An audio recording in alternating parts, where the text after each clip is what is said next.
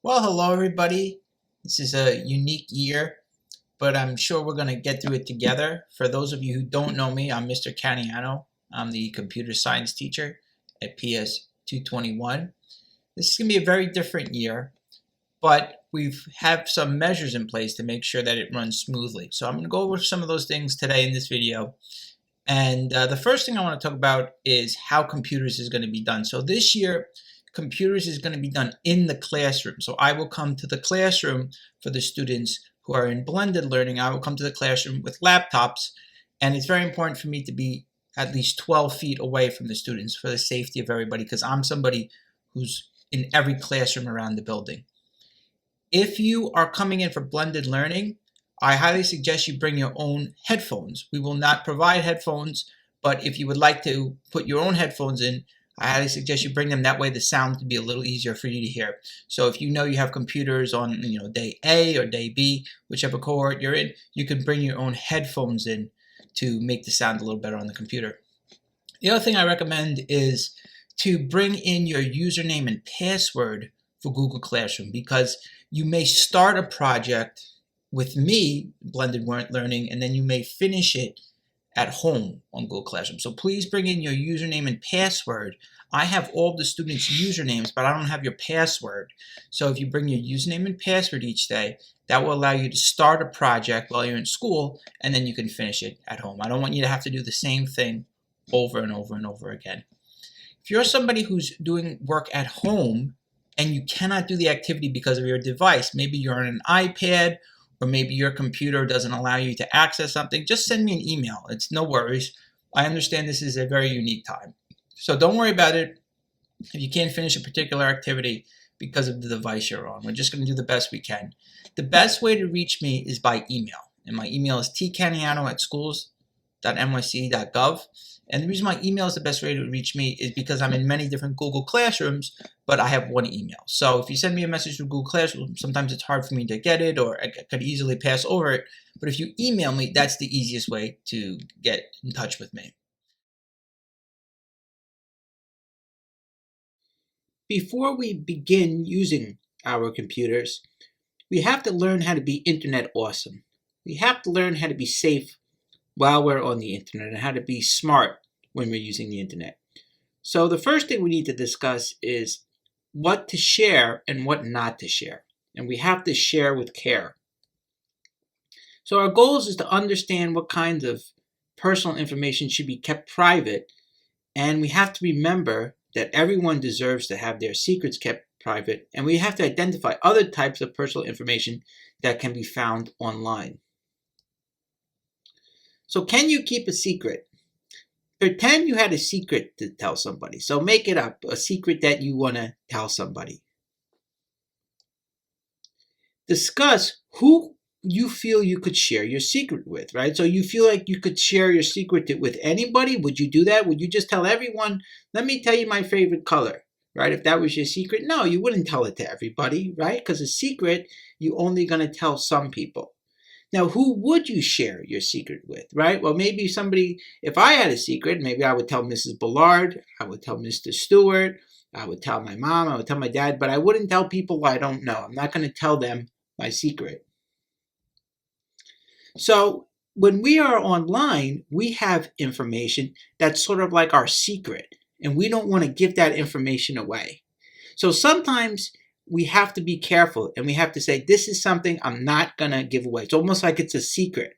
So for instance, my home address and phone number, I would never give that to somebody else because that's a big secret. So I'm not going to give somebody my home address and phone number, especially if I'm on the internet. So we never give that away. That is one of our number one things. So that's a big secret. We never give our home address or phone number away to other people. We also never want to give our email password or a Google Classroom password, our teacher password, or our usernames. We don't want to give those away. Those are big secrets too. So any email passwords or Google Classroom passwords, we don't want to give that away as well. Our usernames, okay, we don't want to give our usernames out to other people because that's our secret, right? I have a secret, username for TeachHub. You have a secret username for TeachHub, right? You have your username for Google Classroom. So that's just for you. So we never give that to anyone else, especially online. We never give out our secrets online, such as our home address, our email passwords, our usernames. We don't give that out online. We also don't want to share our schoolwork online unless it's with a teacher. Okay, so you don't want to give your schoolwork out online. Now, some of these things, it could be okay to share with online. Maybe you have a favorite restaurant, right? You have a favorite restaurant and you like to tell people about your favorite restaurant. That could be okay if you're a little bit older, okay? So maybe not if you're in the younger grades, if you're still in elementary school, but if you're older, like my brother is in his 40s. My brother likes to go on Yelp and tell people the favorite restaurants he has, okay? So sharing your favorite restaurant or the location of a restaurant, that's okay if you're an adult. But even an adult would never give out their usernames and passwords online. And for kids, we're really not going to even share something like this online. So when we're in elementary school, we're not going to really share anything online. But if you're an adult, you can share things like the location of a restaurant. But even adults are not going to share their passwords, their usernames, and their addresses with everyone. You're not going to do that because those are special secrets. So let's take a look at different scenarios and see if it's safe or not to share online. So is it safe to share your home address online? What do you think? Do you think you should share your home address online, or you think you should not share it on the internet? What do you think? Well, we don't want to share our information on the internet for our home address, our phone number, so we would not share our home address on the internet.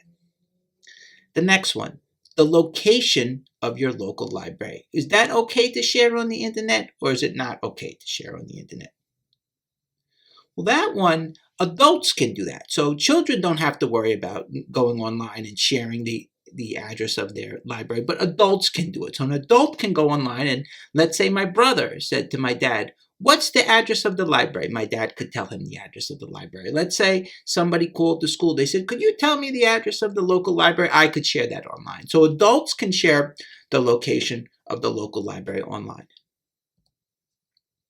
Your feelings about another student in class. Should you put that on the internet, or should you not put that on the internet? We would not put that on the internet because we don't want other people's feelings to be hurt. So we never talk about other people on the internet. Should you share pictures of your friends or schoolmates on the internet?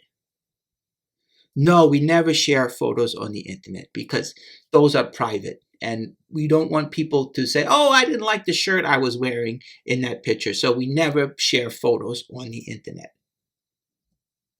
Should you put your phone number on the internet? No, we never put our phone number on the internet. That's secret only for us. So we never put our phone number on the internet. Should you put a picture of yourself on the internet? No, we're not going to put a picture of ourselves on the internet. Should we give our passwords and usernames out on the internet?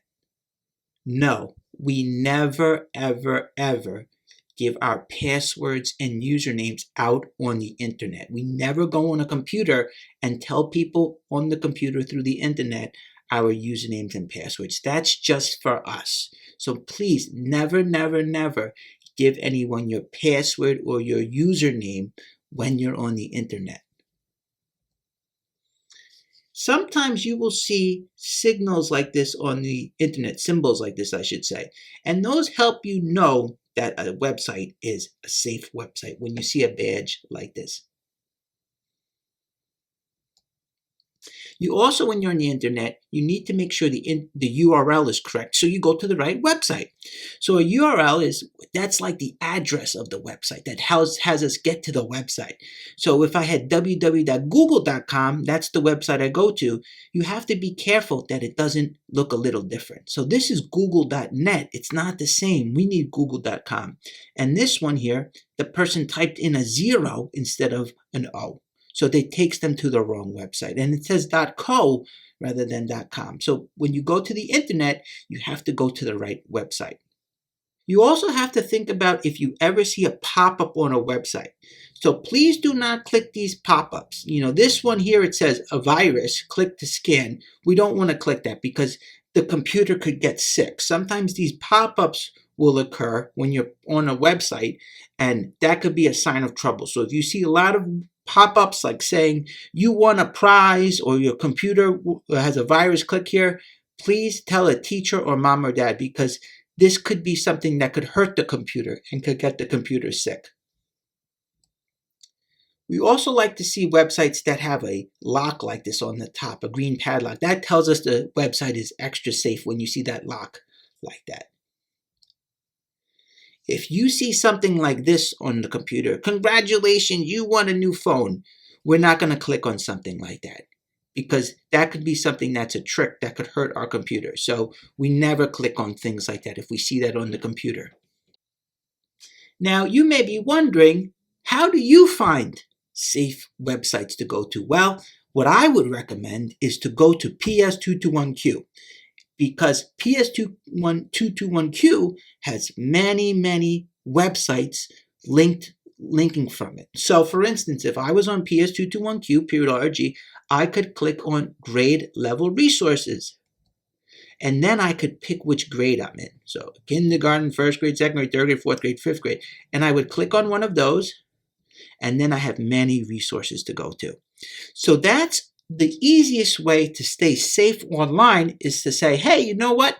I'm going to go to PS221Q, and I'm going to click on grade level resources, and I'm going to click on my grade.